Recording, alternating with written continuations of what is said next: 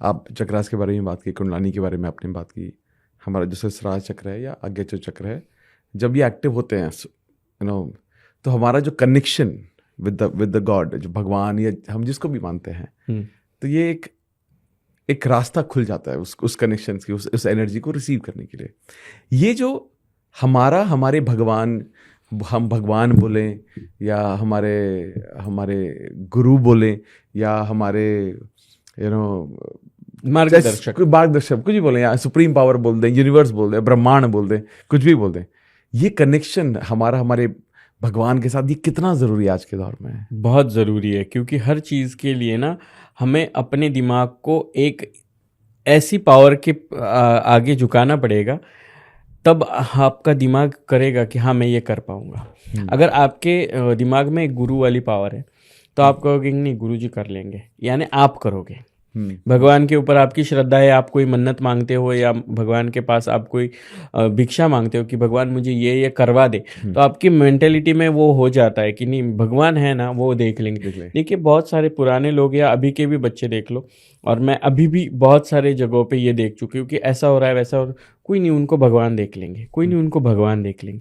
हाँ, लेकिन भगवान देखेंगे कैसे कि कोई ना कोई ऐसी पर्सनैलिटी आके खड़ी हो जाएगी कि वो भगवान ने उनको आज्ञा दी होगी कि तुझे इसका विरोध करना है। फिर लोग क्या, मैं बोलती हूँ ना ये सारी चीज़ें है ना, ये शास्त्रों को पकड़ के बोलना पड़ता है ना, तभी तो मैं महामंडलेश्वर होने के पद का जो हक है मेरा, अधिकार है मेरा, उसका कर्तव्य निभा पाऊंगी। और मैं सच बोलती हूँ तो फिर वो कंट्रोवर्शियल हो जाता है कि ये ऐसा कह रही है।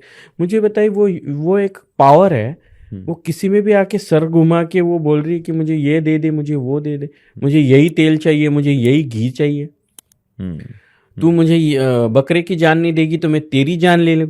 ये भगवान कहने लग गए अभी इन बाबाओं के मुंह से, यानी इनका रॉन्ग नंबर लगा हुआ है। और उन्हीं के जो है ना फोन कनेक्शंस, वो काट काट के उनका न्यू कनेक्शन मैं करवा रही हूँ। और इसीलिए मैं कंट्रोवर्शियल हूँ शायद। सभी पॉडकास्टों में ये सारे सवाल जो है घूम फिर के आ जाते हैं कि फिर कनेक्शन कहाँ से है। कनेक्शन हमारे शास्त्रों से है। 4 वेद यूं ही नहीं लिख के रखे हैं, ऋग्वेद, सामवेद, यजुर्वेद किस लिए लिखे हुए? उसमें कुछ चीजें हैं ना, पुरानी कुछ चीजें हैं, उनको पढ़ना पड़ेगा। डॉक्टर श्रीमाली जी का एक काली सिद्धियां करके बुक है, उस बुक में उन्होंने सारे वर्णन दिए गए कि जिनको जिनको तंत्र से रिलेटेड चीज़ों के बारे में जानना था या करना था, उसमें ये सारी चीज़ें क्रियाएं दी गई है। और वो करने के लिए आपको पहले खुद को कितना क्लीन करना पड़ता है। जो हफ्ते हफ्ते में, महीने महीने में या 6-6 महीने में जिनके पति बदल रहे हैं, उनके अंदर माँ काली आ रही है। कितनी अवहेलना है उस आदि शक्ति की। और आप खुद को स्त्री तत्व बता रहे हो, लेकिन स्त्री तत्व की भी कुछ प्रक्रिया है ना, उसमें से भी आपको गुजरना पड़ेगा। स्त्री तत्व, पुरुष तत्व, इन तत्वों से पहले हमारे पंच तत्वों के बारे में तो सोचना पड़ेगा। ये भूमि, ये आकाश, ये वायु, ये अग्नि, ये किस लिए तत्व दिए गए हैं? इन्हीं तत्वों को जब समझोगे तब, मतलब आकाश है, यही हमारे पिता है, धरती यही हमारी माता, ये सोच जब तक नहीं आएगी ना आप में, तब तक आप सनातन में एंटर नहीं कर पाओगे, आध्यात्मिकता को नहीं समझ पाओगे। जब आप आध्यात्मिकता को समझोगे तब आपको भगवान का कनेक्शन समझेगा। जब भगवान का कनेक्शन समझेगा तो ऐसे बाबा लोगों के पास जा जा के सर घुमा घुमा के भगवानों को नहीं बुलाओगे। भगवान किसी में आते नहीं है। भगवान एक शक्ति है जो कुछ समय के लिए किसी साधक में एक अलग तरह की पॉजिटिव एनर्जी क्रिएट करती है, और वो उतने ही समय के लिए होती है। ये 1-1 घंटा बैठ बैठ के इनके सर घूम रहे हैं, कैसेटों पे गाने लगा लगा के इनके सर घूम रहे हैं। तो ये सारी क्रियाएं जब बंद होगी ना, तब लोगों को समझ में आएगा कि अंधविश्वास क्या है, सच्चाई क्या है। ये सारी चीजें है ना क्रिएटिव, ये ब्रह्मांड से। फिर ब्रह्मांड को हमने फिर आगे चल के शास्त्रों से परे चाहिए। फिर आप आगे चल के देखिए कि ब्रह्मांड से रिलेटेड, भगवानों से रिलेटेड कुछ चीज़ें। अभी कोई लोग कहेंगे कि हाँ फिर हमारे इंडिया में ये चल रहा है, फॉरेन कंट्रीज में नहीं चल रहा। जाइए ज़रा Thailand, Nepal, Japan, I have proofs कि वहाँ पे भी भगवान आ रहे हैं, वहाँ पे भी ये सिद्धियाँ प्रक्रिया हो रही है, क्योंकि वो लोग समझ रहे हैं सनातन की शक्ति को। फॉरेन कंट्रीज के लोगों को क्या ज़रूरत है हमारे इंडिया में आके रिसर्च करने की? करेक्ट। खजुराहो जैसे मंदिर का रिसर्च यहाँ आके फॉरेनर्स कर रहे हैं और हमारे लोग बस गंदी नज़र से देख रहे हैं। True true. कामशास्त्र कोई अलग चीज़ है, लेकिन उससे रिलेटेड लिखी हुई चीज़ें अलग है। उसको समझोगे तो फिर आप अपनी ज़िंदगी में एक अलग रास्ता ले पाओगे। यानी ये निराकार स्वरूप भगवान है और उसी से सारा कनेक्शन चल रहा है। हम कठपुतलियाँ है।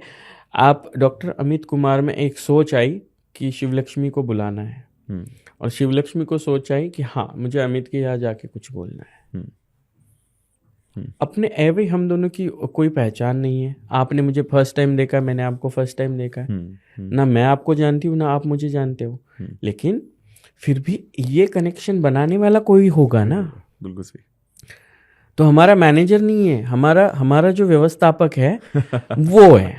वाह वाह वाह। बीच में हमारी ये मैनेजिंग टीम है कि वो वाला जो मैनेजर ये मैनेजिंग टीम को मैनेज कर रहा है, तब हम मैनेज हो रहे हैं दोनों बैठ के।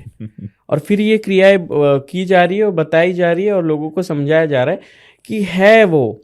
अगर जो नहीं मानते हैं वो लोग फिर जाइए, मुझे दिखाई बहुत सारी जगह ऐसी है कि जहाँ जाके वो उस चीज़ को सिद्ध कर दे और वो बता दे मुझे कि नहीं भगवान नहीं है। जो कहता है ना भगवान नहीं है, वो मेरे साथ 7-8 जगह है। मैं भारत की 7-8 नहीं, उससे ज़्यादा होगी, लेकिन मैं 7-8 जगह पे खुद विजिट कर चुके। ऐसी जगहों पे आए, कोई चले मेरे साथ मयांग, कोई चले मेरे साथ में काशी विश्वनाथ, कोई चले मेरे साथ में कामाख्या, कोई चले मेरे साथ में तारापीठ, कोई चले मेरे साथ में शारदा भवानी के पीठ, कोई चले मेरे साथ में अलग अलग भगवान के ऐसे ऐसे सिद्ध पीठ है जहाँ पे माता से रिलेटेड बहुत सारी क्रियाएं हो रही है। कोई चले सप्तशृंगी माता मंदिर, कौन जाता है उस गुफा में? इतना बड़ा पैर किसका है?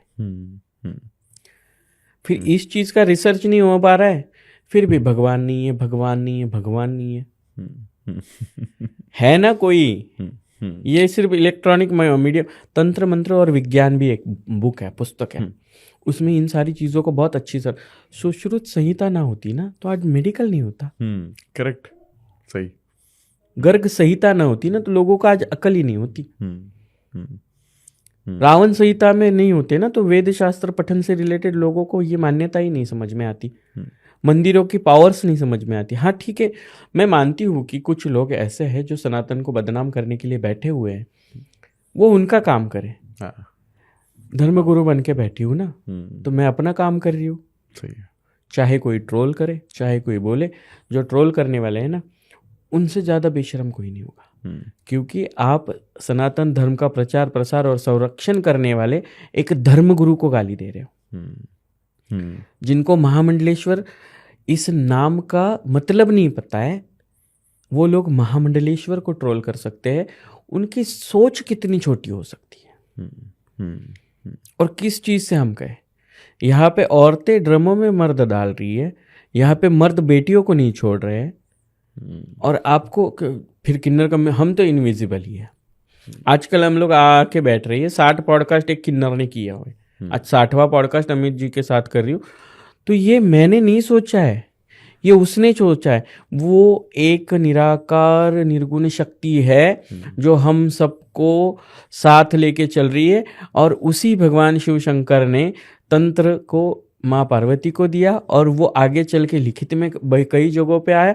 तभी सप्तऋषिज हुए, सप्तऋषिज ने बहुत सारा ज्ञान बांटा।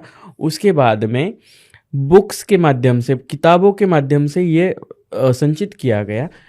वेद है, 18 पुराण है, शास्त्र धर्म ग्रंथ लिखे गए, इन सारों में तो अलग अलग चीजें मेंशन की गई है और उसी पे दुनिया चल रही है। और उस पे अगर दुनिया चल रही है तो ये चीजें कहीं ना कहीं से तो आई होगी। उनकी सोच तो एवे नहीं आ गई। महाभारत ऐसे थोड़ी लिखा गया, रामायण ऐसे थोड़ी, रामायण फिर रामचरितमानस ऐसे थोड़ी लिखा गया, उत्तर रामायण ऐसे ही नहीं हुआ, सुंदरकांड ऐसे ही नहीं लिखा गया। किसी की संकल्पना थी, किसी की शक्ति थी जो आपको एक्टिव कर रही थी।